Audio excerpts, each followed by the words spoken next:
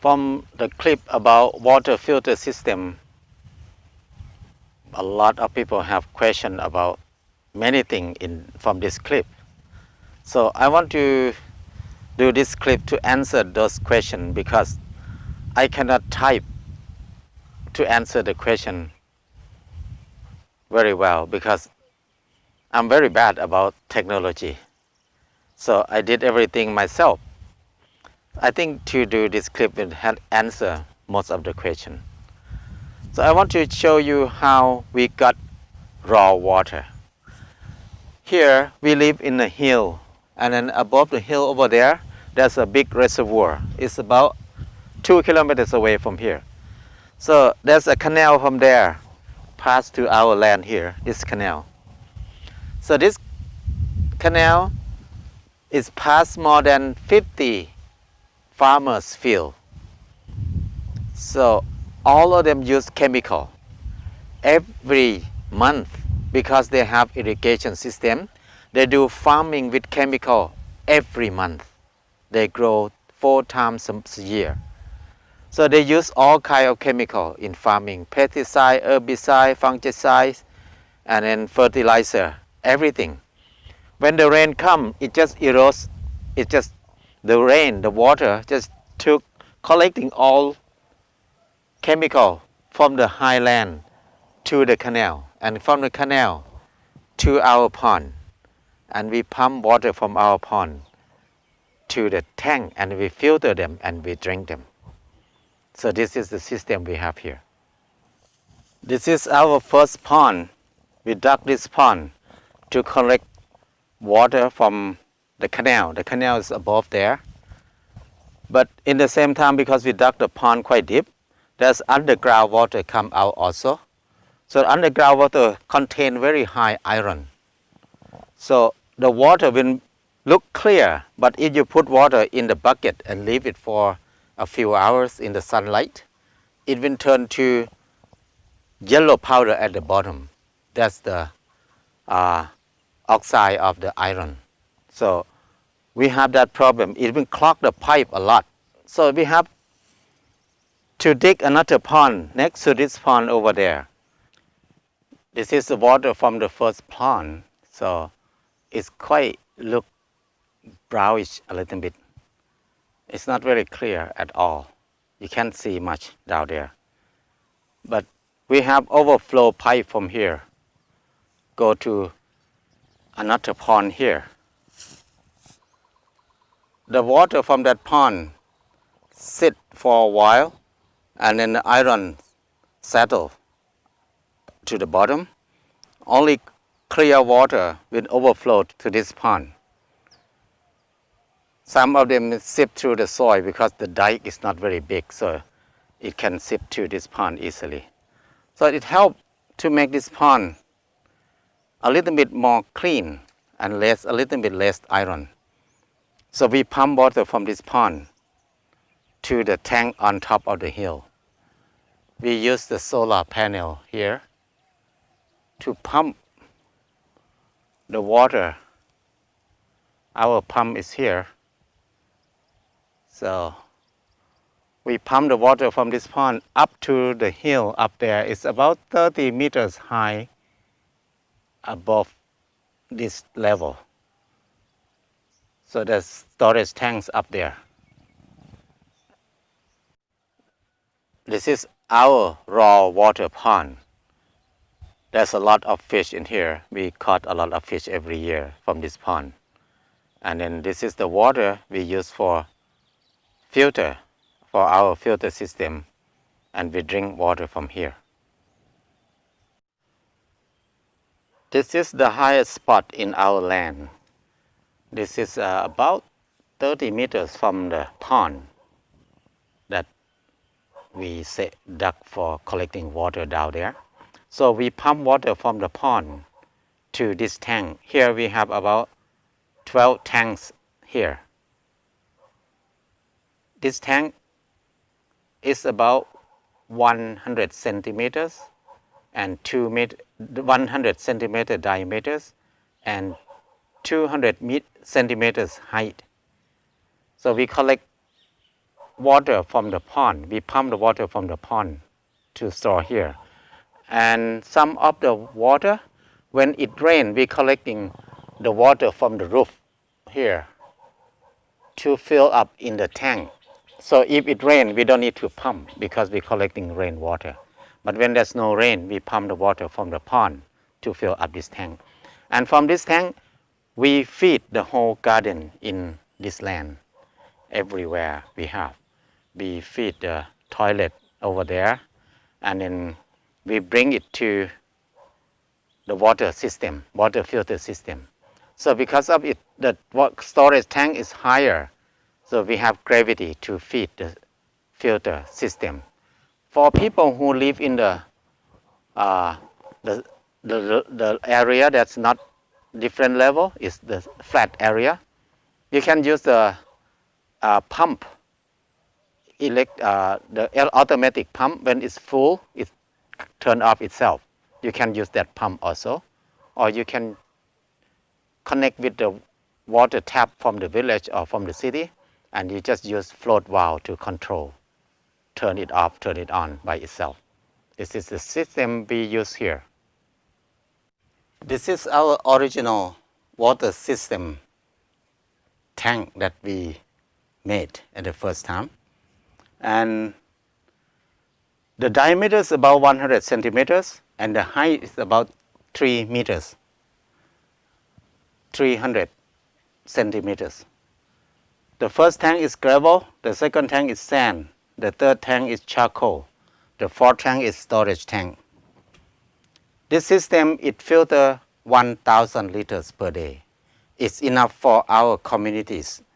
We live together about 20 people plus guests and people who come every day. Is around 50 people per day minimum every day. So we have been using this system more than 10 years. I think it's maybe about 14 years right now. So far, we're so happy with it because we decrease the expense for water. We decrease using plastic bottle quite a lot. And then nobody get problem with the contamination in the water so far. How to clean the system? After we set up the system, we use it for a year or 2 years, especially if our water have a lot of iron, the yellow dust in the water a lot. We maybe need to clean this tank 1 time a year. So the technique is just turn off the water to go in there, and then turn on the valve here, the drainage valve here, so the slimy, the yellow powder will come out, because all the yellow thing will settle at the bottom. Only the clear water will go to the top and overflow to the second tank. So this is a way to clean it. We don't need to take the gravel out. It lasts long time. For all our life, we never change it, this one.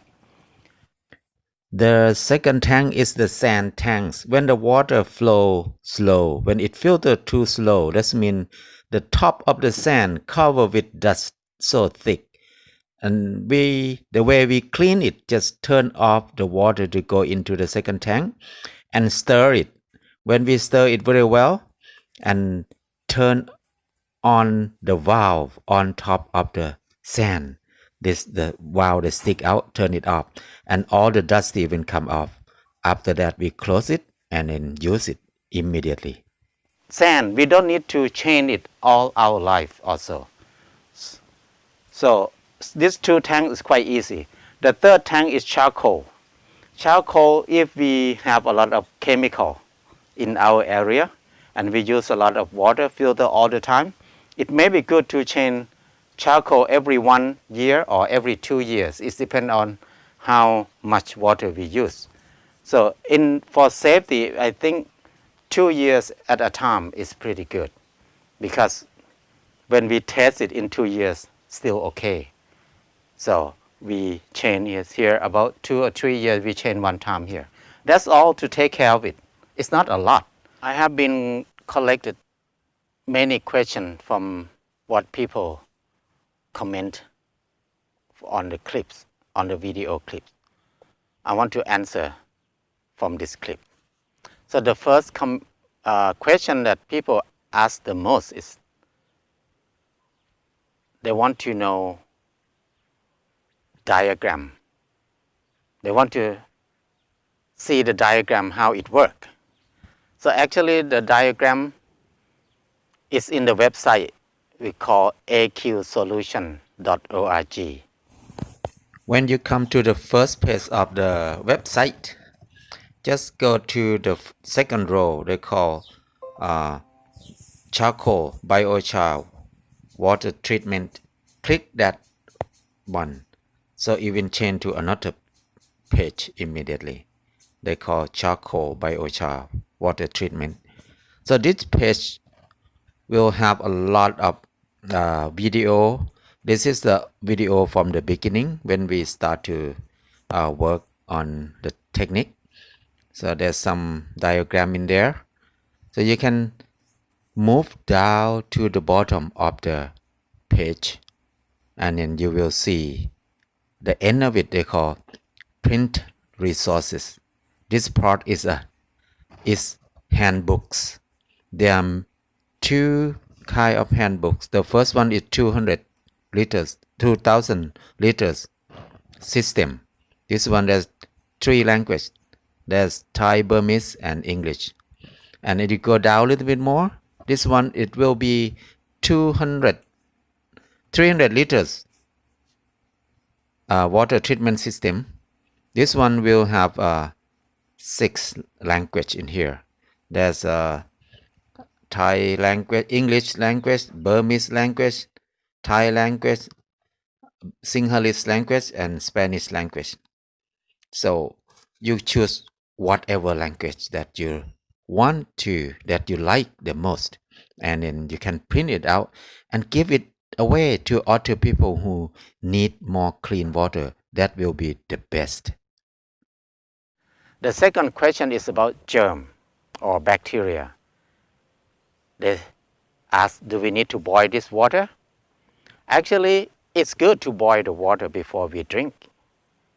But from our experience, we send the sample to test every month, 2 times a month for 3 years. We found that the water in the raw water is not clean. The raw water contained with very high herbicide, pesticide, fungicides, and then chemical fertilizer in there. So it's a lot. And then you can see E. coli, you can see salmonella, you can see other germs in there too. That's the water, raw water that go into the filter system.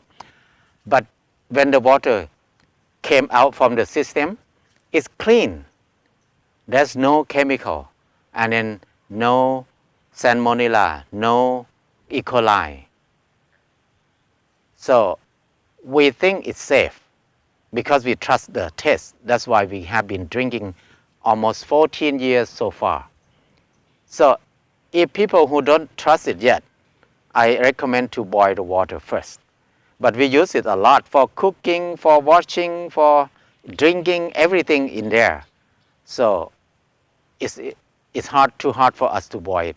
So we just use it. But from our experience, 14 years, we never have any problem. So we trust it now. The next question is about salt water. Can this system filter salt water? No. We don't have the cheap and easy filter system. The same with lime. Lime in the water system, we cannot filter it at all too. Even the best commercial filter system cannot filter lime more than 50% so far. We try many brands, but none of them can clean it very well, but use a lot of salt. So we don't have that system yet. Lime and salt, we cannot filter it yet. So the next question is a plastic tank. I think a few people comment that they don't like to use cement, they don't like to use a plastic tank. I could not find any other material to replace this yet. because another material is maybe too expensive for normal people. So we did not do that. So for people who have choice, it's better if you can use stainless steel tank, or if you use grazing jar tanks. That will be the best if you can do that. But we did plastic and cement because that's what people can get easily in many places. Lately, we promote people in the remote area use only plastic tank, because to bring the cement to their village up in the mountain that you need to walk for one day to get there on foot. To carry a cement up there is a big problem. It's very hard. So we think the plastic drum is pretty good. I'm not sure how much the toxic or the plastic will decompose and come out to mix with water, because the plastic that we use here is the best grade of plastic that they use to contain chemical. But we select the plastic tank that they use with vinegar or use with citric acid that they use in the rubber plantation. So we can clean it easily, or some tank that they use with some chemical that's not dangerous. So this tank, I think, is safe enough to use it. We cannot avoid plastic tank anywhere. Not many people on this earth who live without plastic. Even we refuse this system, we still drink water from plastic bottle. So we have less choice. It's good if we can avoid it. If you have choice, have more money, it's perfect to use glass bottle or use jar, glazing jar, or to use stainless steel. It's the best. But for people who don't have that choice, it's good. It's okay to use plastic. This is the main thing that people ask so far. So I think this answer question, this will be useful for many people to understand it more.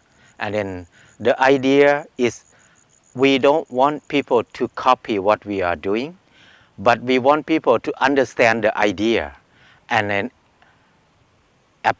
implement or apply it to make it fit with the material that people have in their area. So we need more help, more people to understand the idea and develop more, help to develop more, to make it easier, better, and cheaper. It's good for everybody. So this is not the end of the development. We just start to find a way to make it easy. We have to make our life easy. I hope you can help us, help everybody. Thank you.